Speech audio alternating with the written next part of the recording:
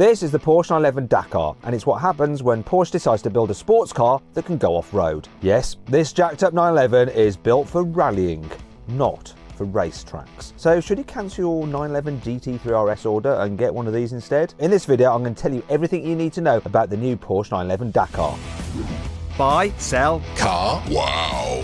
The standard Porsche 911 is a low-slung coupe, but this new Dakar isn't. It still looks sleek, but there's something very weird about a brand new 911 on jacked up suspension and huge knobbly tyres. It started life as a 911 Carrera S, but Porsche gave it the same vented carbon fibre reinforced bonnet as you get on a GT3. This isn't the only upgrade that comes from the GT3 though. I'll tell you all about the other bits later on. The Dakar comes with a chunky towing arm and a stainless steel skid plate on the front bumper. You also get stainless steel intake protectors to stop the radiators being smashed by flying rocks. And there's loads of modifications down each side as well. You get black plastic arch extensions and more metal skid plates under the doors. Porsche has also given this Dakar exclusive 19-inch alloy wheels at the front and 20-inch rims at the back. These are smaller than the 20 and 21-inch wheels on a Carrera S, but they help make space for the massive off-road tyres. Porsche has added even more cladding at the back and another steel skid plate that protects the two exhaust pipes. There's a new black bumper above this with a second towing eye, and all 911 Dakars come with a unique fixed spoiler. This is made from the same carbon fibre reinforced plastic as the GT3 spec bonnet.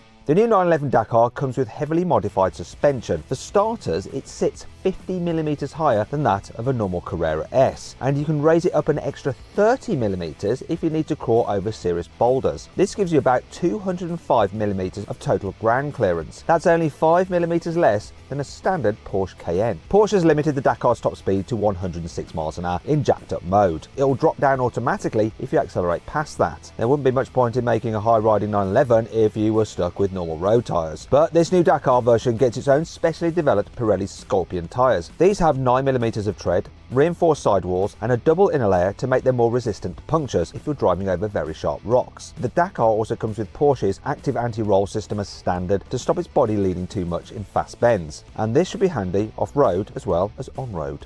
As for the engine, well, the Dakar comes with the same 3-litre twin-turbocharged flat 6 as the 911 GTS. That means it has 480 horsepower and 570 Nm of torque. It also comes with an 8-speed dual-clutch automatic gearbox and all-wheel drive. Porsche also fitted the same dynamic engine mounts as you get in a 911 GT3. These normally help stiffen the GT3's rear end to make it as agile and as predictable as possible. Extra stiffness will also help this new Dakar. Why? Well, the stiffer you can make a car's chassis, the more effectively the suspension can work to maximise grip.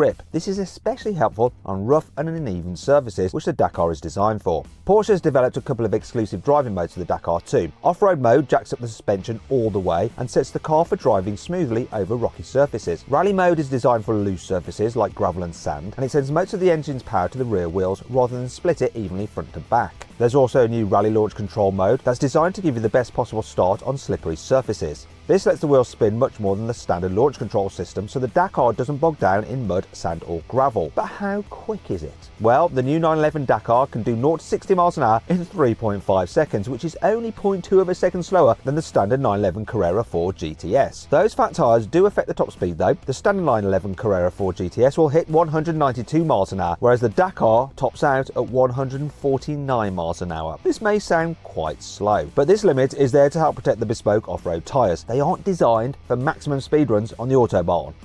Porsche has put the 911 Dakar through a series of pretty grueling tests. One research team took 2 modified 911s to Chile and drove them up the highest volcano in the world. These cars were based on the normal Carrera 4S and were fitted with a 7-speed manual gearbox, but Porsche added a set of massive off-road tyres and special portal axles like the ones you get on a G-Class 4x4 squared. These boosted the standard car's ground clearance to 350mm, which is 145mm more than the Dakar has. Porsche also gave these prototypes lower gear ratios, extra cooling, locking differentials and a winch, as well as a steer-by-wire system. You don't get these features on the finished production specification 911 Dakar, but you probably won't be climbing any South American volcanoes in your limited edition 911, will you?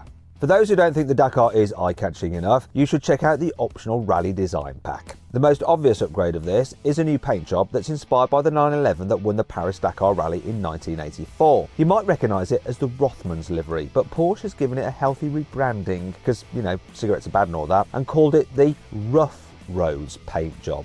The new Dakar Spec 911 doesn't just look wild on the outside, it comes with some pretty racy interior upgrades too. There are plenty of new 911 Dakar badges on the dashboard and the door sills, but the biggest change has happened at the back. Porsche has completely removed the standard GTS's back seats. Instead, you get a meaty roll cage, just like the GT3 and GT3 RS. The Dakar also comes with fancy carbon fibre bucket seats like in those cars. Unlike its ride height, Porsche tried to keep the 911 Dakar's weight as low as possible. All these interior upgrades help, and so does the carbon bonnet from the GT3. But you also get lightweight windows and a lightweight battery. This means the Dakar weighs 1,605 kilograms. That's only 10 kilograms more than a Carrera 4 GTS with the automatic gearbox. Now this is pretty impressive when you consider how heavy those massive tyres and stainless steel skid plates must be. There's another weird upgrade you can get for the new 911 Dakar, and it's a roof rack. But this isn't any ordinary roof rack. This one is specifically designed to hold Porsche branded jerry cans, water bottles and folding shovels.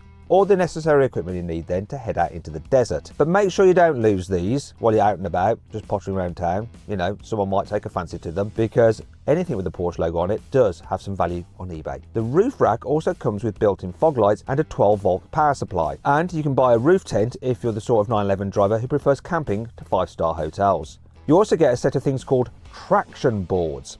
These are like grippy snowshoes that you can stick under a car's wheels if they get stuck in deep mud or sand. You might think the new 911 Dakar is the only sports car designed to go off-roading, but you're wrong. Lamborghini is also working on an off-road version of the mid-engine Huracan. It's called the Sturato, which is Italian for dirt road. It was revealed as a concept back in 2019, and Lamborghini will reveal the finished car in late November this year. Although it's already shown some very revealing teasers that show what the finished car will look like. It'll be the last car Lamborghini sells that comes with a pure internal combustion engine with no turbochargers and no hybrid system. So it's going to be a pretty special thing. It'll also be a lot more powerful than the 911 Dakar because it's set to get the same 5.2 litre naturally aspirated V10 engine as the standard Huracan. The latest Huracan Technica makes 640 horsepower and 565 newton meters of torque. That's 160 horsepower more than the 911 Dakar, but 5 newton meters less because obviously the Porsche is turbocharged and turbos have more torque. However, both cars have jacked up suspension, all-wheel drive and automatic gearboxes. But which one is best? Well, at the earliest opportunity, I will put the two cars head-to-head in an off-road drag race. To make sure you don't miss any video like that, subscribe to this channel now and hit the bell icon to turn your notifications on. That way you won't miss when a video goes live. Anyhow, back to the 911 Dakar. Do you fancy one?